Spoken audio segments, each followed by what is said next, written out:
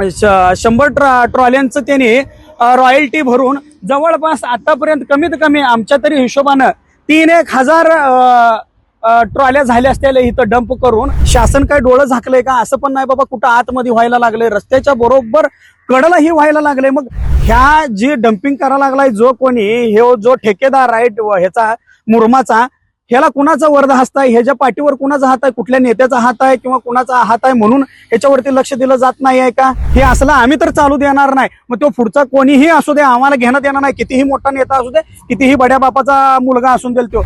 नमस्कार, मी सुशील कांबळे. प्रथम सर्व महापुरुषांना माझे वंदन.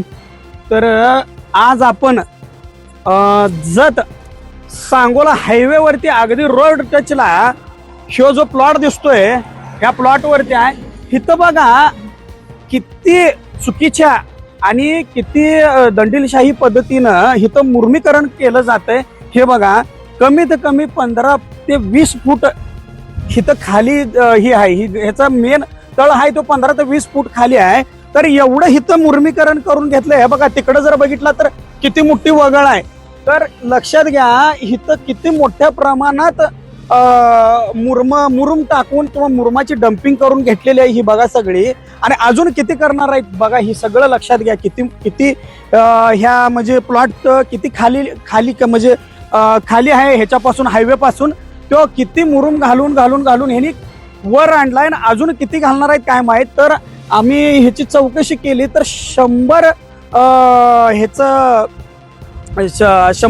ट्रॉल्यांचं त्यांनी रॉयल्टी भरून जवळपास आतापर्यंत कमीत कमी आमच्या तरी हिशोबानं 3-1,000 ट्रॉल्या झाल्या असतील इथं डंप करून. अजूनही त्यांनी डंप करणार. मग कशाच्या जीवावर, कशावर, ह्यांना काय भीती आहे का नाही? मेन रस्त्यावरती आहे ही. शासन काय डोळं झाकलंय का? असं पण नाही बाबा, कुठं आतमध्ये व्हायला लागलंय, रस्त्याच्या बरोबर कडेलाही व्हायला लागलंय. मग रस्त्याच्या हायवेच्या आजूबाजूला किंवा आतल्या बाजूला जिथं लोकांचं लक्ष जात नाही अशा ठिकाणी किती होत असेल. अहो, आमचे गोरगरीब शेतकरी असतील किंवा गरीब लोक असतील, एखादं घर बांधावं म्हटलं त्याच्यासाठी एखादी ट्रॉली वाळू किंवा एखादं ट्रॉली मुरुम घ्यायचं म्हटलं की आणि टाकायचं म्हटलं की लगे शासनाची लोक येतात आणि त्यांच्यावर कारवाई करतात. इथं असंख्य हिशोब चालू आहे इथं डम्पिंग. तर इथं का अजून शासन डोळं झाकून आहे? ह्या जी डम्पिंग करायला लागलाय जो कोणी, हे जो ठेकेदार आहे ह्याचा मुरमाचा, ह्याला कुणाचा वरदहस्त आहे, ह्याच्या पाठीवर कुणाचा हात आहे, कुठल्या नेत्याचा हात आहे किंवा कुणाचा हात आहे म्हणून ह्याच्यावरती लक्ष दिलं जात नाही आहे का?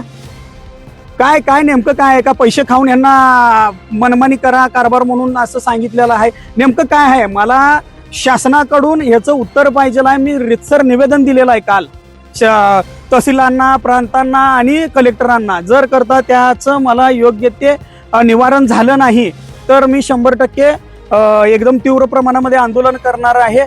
आणि मग पुढे काय होईल ते होईल. मला ह्याचं उत्तर पाहिजे आहे शासनाकडून. आणि जो कोणी डंप करायला नाही त्याने ह्याचं उत्तर द्यायचं आहे की बाबा तू भरलायच रॉयल्टी कितीची आणि तू वडलायच आतापर्यंत किती ना अजून किती वाढणार आहेस तू. तर बघा, अजूनही लेवल झालेली नाही. अजून इथं किती डंप केलं जाईल बघा. तिकडच्या बाजूला बघा, ही किती ह्याच्यामध्ये अजून त्यांनी मुरुम घालणार आहेत. ही बघा, इकडं अजून वगळ तशीच आहे. तर विचार करा, ही शासनाची पूर्णपणे 100% फसवणूक आहे. गोरगरीब जनतेनं नियमात आणि कायद्यात राहायचं. आणि ज्यांच्याकडे पैसा किंवा ज्यांच्याकडे कुणाचा तरी वरदहस्त आहे, कुणाची तरी ताकद आहे, त्यांनी मनमर्जी करायचं का? हे असलं आम्ही तर चालू देणार नाही. मग तो पुढचा कोणीही असू दे, आम्हाला घेणं देणार नाही. कितीही मोठा नेता असू दे, कितीही बड्या बापाचा मुलगा असून देईल तो. शासन सगळ्याला झालं पाहिजे, सगळ्यांनी कायद्यात राहिलं पाहिजे. जो कोणी कायद्याचं उल्लंघन करेल त्याच्यामध्ये आम्ही आहे. मग शासनानं जर काय नाही त्याला दंड दिला तर आम्ही ते सगळं सगळ्यासमोर आणून पूर्णपणे मग लोकांमध्ये मांडणार. मग जनता शेवटला ह्याचं उत्तर देईल किंवा जनता काय करायचं करेल. जर करता शासनाने ह्याच्यावर काही निर्णय नाही घेतला तर मग मी सरळ म्हणतो एकच की तहसीलांनी एकाही वाळूवाल्याला किंवा मुरुमवाल्याला, एखाद्या गोरगरिबाचं कुणाचं मुर्मीकरण असेल किंवा कुणाची इथं बांधकामात वाळू टाकायची असेल तर त्याला अडवायचं नाही. मग जर ह्याच्यावरती योग्य ते निर्णय नाही झाला तर.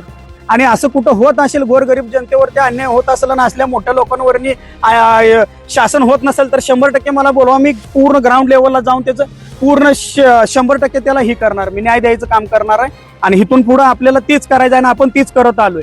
आपल्याला काहीही घेणं देणं नाही कुणाचं. आपण कायद्यानं चालणार आणि कायद्यानं बोलणार. आपल्याला दंडीलशाही, हुकुमशाही कोणावर करायची नाही आहे. ह्याच्यावर आम्हाला शासनानं निर्णय द्यायचा आहे. अन्यथा मग पुढच्या जी काय होणारी ही आहेत ना त्याला सामावलं जावावं असं माझं म्हणणं आहे. धन्यवाद.